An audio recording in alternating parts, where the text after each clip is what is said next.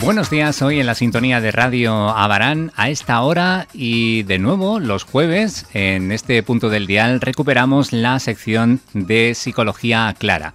Vuelta después de las vacaciones, vuelta a la normalidad, a la rutina, a nuestra programación más o menos habitual de la radio. Y precisamente hoy en el programa con Eduardo Caballero vamos a hablar de eso, de esta vuelta, de este regreso, de las vacaciones y la vuelta al trabajo. Y de un término que estamos oyendo últimamente mucho como es el síndrome posvacacional. Eduardo, buenos días. Muy buenos días, Jesús. ¿Existe realmente eso del síndrome posvacacional? Yo lo que digo siempre, más que utilizar terminología en base al síndrome, al final soy de explicar un poco a mis pacientes que el contexto es el que determina el comportamiento de la persona, ¿no? Es decir, cuando uno está de vacaciones, el contexto de vacaciones pues te llevará a realizar una serie de conductas que no harás en tu día a día. La rutina, el trabajo te llevará a realizar otra serie de conductas que realizas en ese día a día, ¿vale? Al final, un síndrome posvacacional se puede entender como un malestar, ¿no? O un conjunto de emociones y sensaciones, tanto físicas como mentales, que generan malestar en la persona. Y ese malestar que todos sufrimos después de la vuelta de las vacaciones, ¿a qué se debe?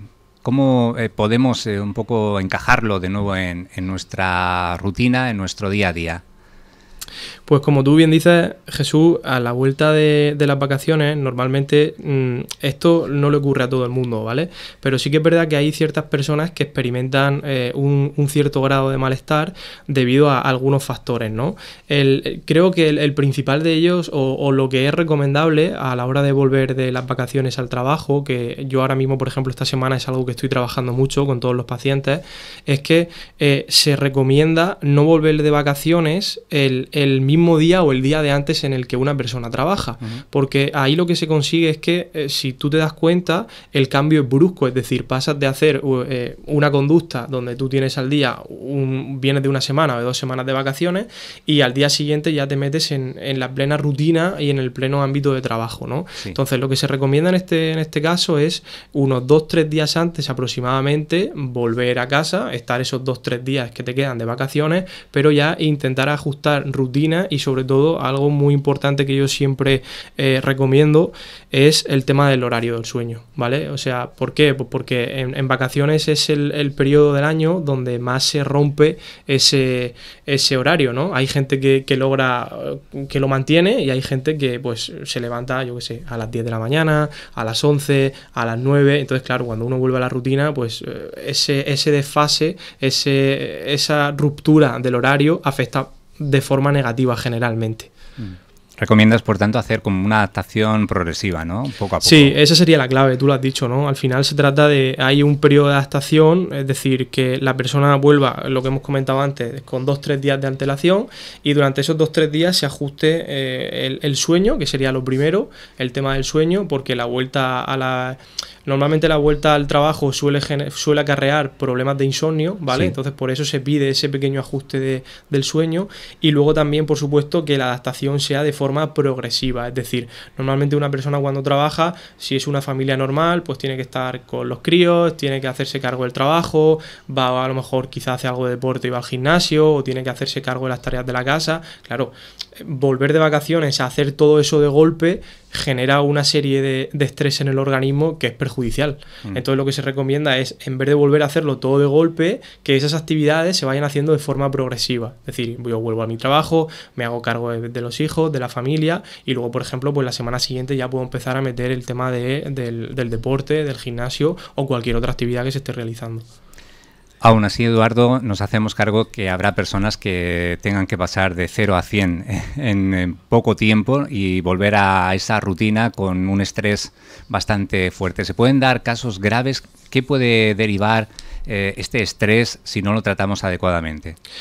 En los casos más graves, pues puede derivar en un tipo, no te diría una depresión como tal, pero sí se pueden dar unos pequeños cuadros depresivos, ¿no? Unos pequeños cuadros donde la persona experimente cierta sintomatología como una desmotivación, un malestar general, desánimo, apatía, ganas de no hacer nada, y esto se debe precisamente a lo que tú has comentado, ¿no? Cuando hay un cambio tan brusco donde pasamos prácticamente del 0 al 100 y del nada al todo en menos de 24 horas, a la larga, porque esto generalmente suele durar en torno a una semana, si a raíz de esa semana toda esa sintomatología sigue, ahí pues podemos estar hablando quizá a lo mejor de un cuadro ansioso o de un pequeño cuadro depresivo, en casos quizás más graves, ¿no? Generalmente no hay por qué alarmarse, porque al principio sí que es verdad que la primera semana es la peor de todos porque es la que más cuesta, pero en términos graves, entre comillas, sería hablando de un cuadro tirando más a la ansiedad y la depresión, por lo que te he comentado antes, el desánimo, la apatía y la desmotivación. Decías antes que no le pasa a todo el mundo. ¿Por qué? Hay algunas personas que son más propensas que otras a que les suceda. Bueno, esto simplemente hace referencia a la vida de cada persona, ¿no? Hay gente... Aquí es lo que se llama el más que conocido reloj interno, ¿no? Cada persona tiene un reloj y cada persona funciona y es diferente, vamos, ahí es única, no hay dos personas iguales. Entonces hay personas que durante el propio periodo de vacaciones siguen manteniendo esa rutina en el sentido de horarios de sueño, por ejemplo, y la vuelta al trabajo le es más amena, y hay personas que realmente... pasa al revés, es decir, no saben lo que hacer en vacaciones. Como hay gente que le gusta tanto la rutina, cuando llegan vacaciones no saben lo que hacer. Entonces, claro, eso también es un problema. Hay gente, por supuesto, que no tiene ningún tipo de problema a la hora de adaptarse, pues porque ellos incluso en vacaciones siguen manteniendo sus horarios, sus rutinas, sus ejercicios o sus actividades. Evidentemente no a nivel laboral, sino a nivel de planificarme otro tipo de actividades, ya sea deporte o ya sea de ocio, y no tienen ningún tipo de problema. Y hay gente que sí que es verdad que le cuesta más trabajo. Eso al final depende, Jesús, de, como siempre, de la persona. Cada persona es un mundo. ¿Qué aconsejarías para salir de este síndrome? Pues lo que aconsejaría sería lo que hemos comentado a lo largo de toda la intervención de hoy, ¿no? En primer lugar, yo siempre hago hincapié en ajustar el horario y el ritmo de sueño. Ese es el primer punto que siempre le digo a mis pacientes, ¿vale? Porque el sueño al final es lo que más cambia del periodo vacacional al periodo laboral. Y luego, en segundo lugar, lo que te he comentado, no volver de vacaciones el día de antes. Es decir, volver a lo mejor 2 o 3 días antes para que uno se adapte un poco al ritmo de la casa. Por supuesto, siga de vacaciones esos 2 o 3 días, pero en casa, y ya se adapte un poco a la rutina en sí que eso conlleva. ¿Por qué se hace esto? Pues porque... es lo que te he comentado antes del contexto. El contexto siempre es el que va a determinar la conducta de la persona, ¿vale? Explicado de forma metafórica para que la gente lo entienda, uno, por ejemplo, cuando acude a una boda o acude a un tanatorio, se comporta de forma diferente. ¿Por qué? Pues porque en uno se hace una celebración y en otro se está dando el pésame a la persona que ha fallecido, ¿vale? Entonces son 2 sitios diferentes, 2 contextos diferentes y 2 formas de comportarnos diferentes. Con las vacaciones ocurre exactamente lo mismo. En el periodo de vacaciones yo me voy a comportar de forma diferente, y ya cuando yo vuelvo a casa y ya empiezo a coger la rutina del día a día, las conductas van a cambiar. Yo voy a hacer conductas orientadas, pues, por ejemplo, al cuidado de la casa, conductas orientadas a hacer ejercicio físico, vuelve, por ejemplo, el tema de la alimentación, que me lo ha comentado también mucha gente, etcétera, etcétera, ¿vale? Yo eso generalmente es lo que siempre suelo aconsejar a mis pacientes. Y, Eduardo, ¿hay un tiempo en el que estimemos que puede durar o que puede ser normal sufrir ese síndrome, o un tiempo que si se excede ya deberíamos preocuparnos porque estamos entrando quizá en una depresión?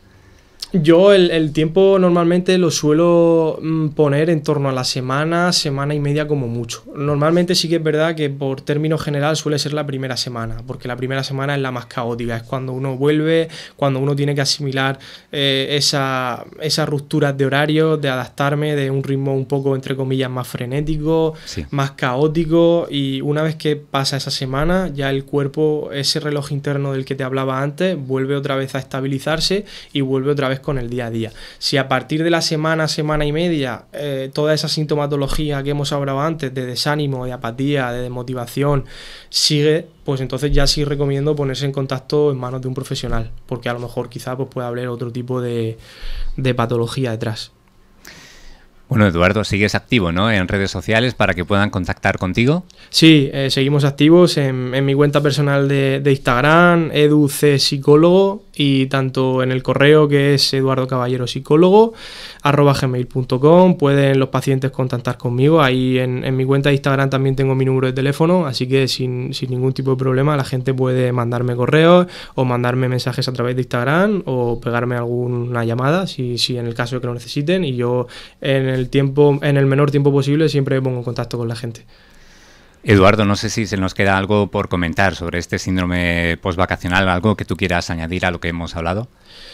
Simplemente lo que, a modo para terminar la intervención, Jesús, comentarte que un poco haciendo una conclusión general, se basa en lo que nosotros llamamos, en psicología se conoce como la pérdida de reforzadores, ¿vale? Durante un periodo vacacional hay una serie de refuerzos que durante una vuelta a la rutina no tenemos. Es decir, ¿cuáles son tus reforzadores? Pues me levanto a la hora que quiero, desayuno lo que quiero, como lo que me apetece, ceno lo que me apetece, no tengo una franja de horario, como puede ser en el caso del trabajo.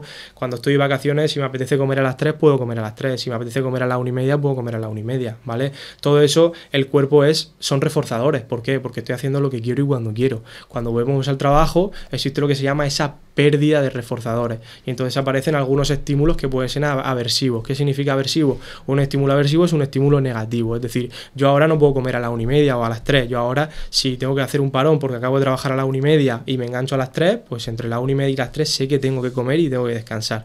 Entonces, claro, volver a adaptar, a readaptar todo eso, ahí es donde puede venir quizás las consecuencias, ¿vale?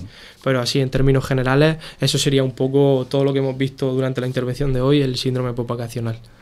Buenos consejos para ponerlos en práctica y que nos sea más leve esta vuelta a la rutina que todos estamos sufriendo en este mes de septiembre.